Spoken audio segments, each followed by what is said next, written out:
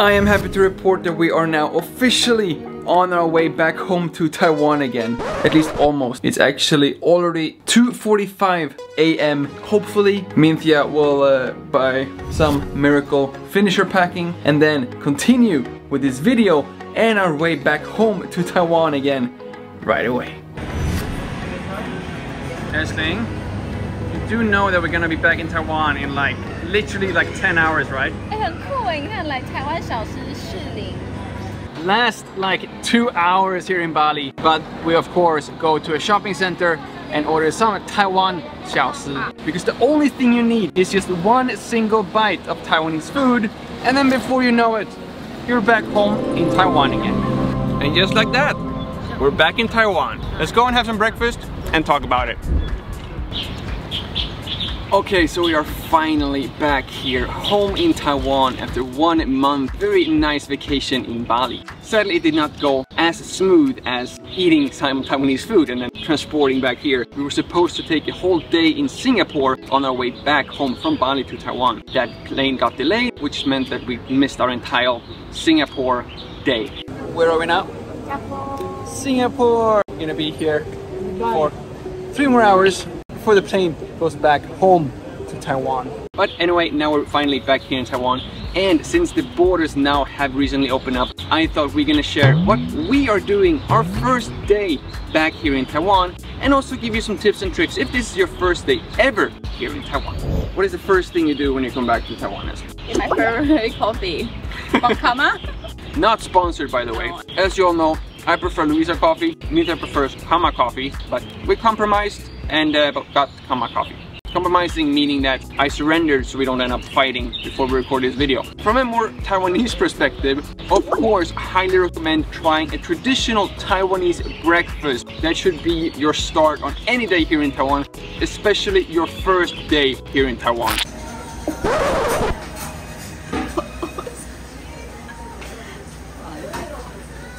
Especially your first day here in Taiwan. Personal favorite, steak and dumpling. Minthia's favorite.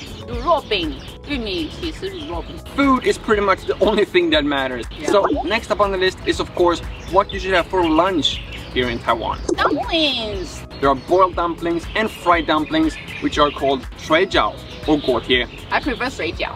I prefer 锅贴.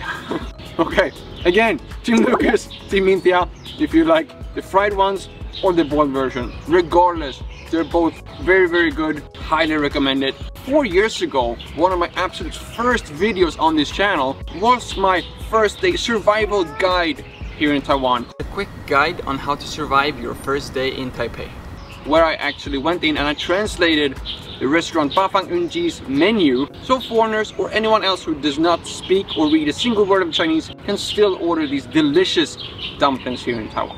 Next up on the list, and right after lunch when you hopefully have a full stomach and ready for a whole day filled with adventure, is of course to enjoy the beautiful nature, the beautiful cultural places, and just the beautiful surroundings here in Taiwan. For example, right now we are in the Chiang Kai-shek Memorial Hall Park, literally in the middle of Taipei, one of the easiest places to go to. They have their own MRT station. If you don't already have anything else planned for your first day in Taiwan, then this place is just an amazing first visit on your agenda and on your Taiwan bucket list. The next thing on the list will be afternoon snack, like douhua, xiancao, or like bubble tea. And if you saw my interview with the head of the European office here in Taiwan, he has one of these bubble teas every single day, which I would argue is a little bit too much. No, definitely not. No. I can have bubble tea every single day too, but I try not to. But not if you are a local Taiwanese. So definitely something you need to do on your very first day. Just be careful, because before you notice, you will just fall in love with Taiwan and you will find yourself staying here for 1, 2, 3, 11 years. Because here in Taiwan, you literally have access to every single thing that you possibly could need. So for example, delicious food, amazing Taiwanese people, and just super friendly environment, beautiful nature, and access to some super comfortable and award-winning beds.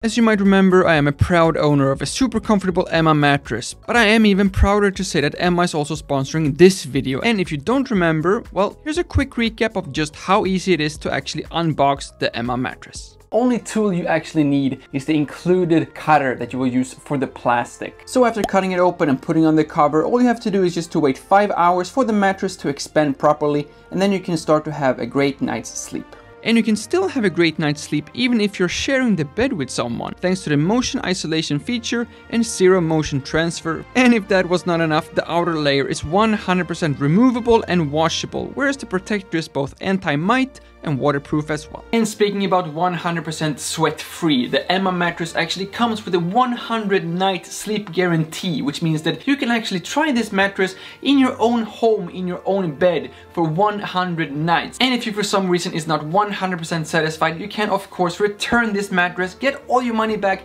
and returning this mattress is also 100% free as well. So you absolutely don't have to worry at all. I will definitely not be returning this mattress, and I definitely understand why this mattress has won awards in over 30 countries, including Sweden, where it actually was the best in test by the Swedish independent test publication Testfakta, where it actually outperformed mattresses twice the price. And now during the Black Friday event, you can actually get a bundle price with 45% off.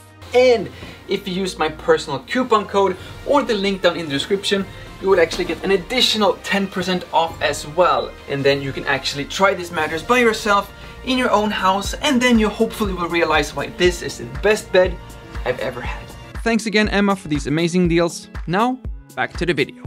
Last time I made a video about coming back here to Taiwan from Sweden at that time, I was complaining a little bit about the overall process of getting here, because there was like a lot of different checkpoints, and then I also had to wait, I think 30 minutes, 45 minutes on a dedicated COVID-19 quarantine cab. Now I'm happy to announce that these borders are open. There's almost not a single restriction. 7 days of self-monitoring right now as we're recording this video.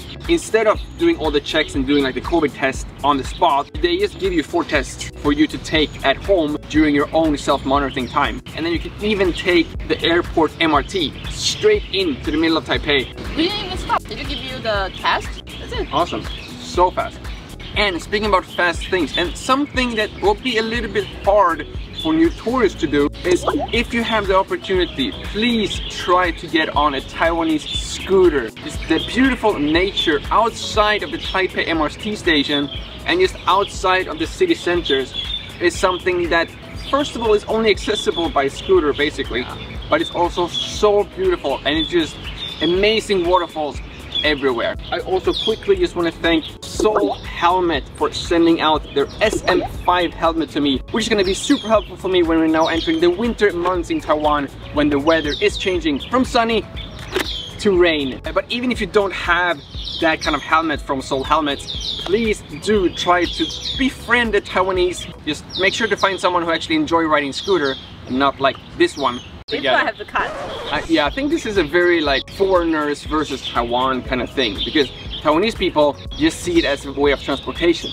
It's like our whole relationship opposite when we're on a motorcycle, because that's when you want to go like right away, A to B. You want to be as efficient as possible. That's when I want to take my time and just like traveling around and just enjoy the whole process. And for example, one of the many beautiful places outside of Taipei is the next thing on the list, which are these old streets we have pretty much everywhere in Taiwan. This is basically this concept of just older traditional streets that sells like mostly like food, snacks, some handicraft. Yeah, or some like games. It really is like a time capsule back in time that would just give you the most amazing experience, especially if you're just here in Taiwan for a very short time. Coming up later on this channel is actually me visiting an old street down in Miaoli. So if that is something that you want to see, please do remember to subscribe to this channel and hit that bell so you get notified when that Nanchuang old street video is coming up.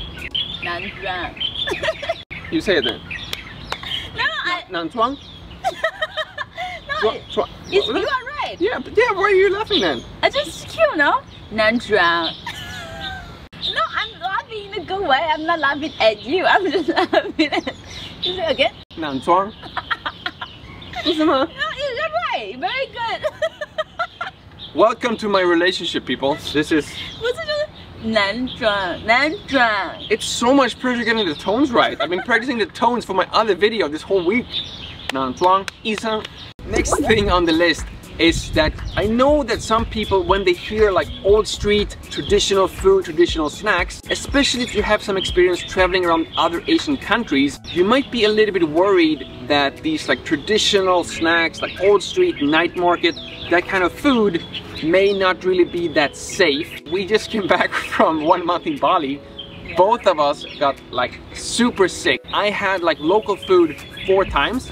I got sick 3 of those times. I love Indonesian local food, but after I spent like literally more time like in the bathroom than at my editing desk, it was just like not worth it in the end. Even Minthia got like super sick.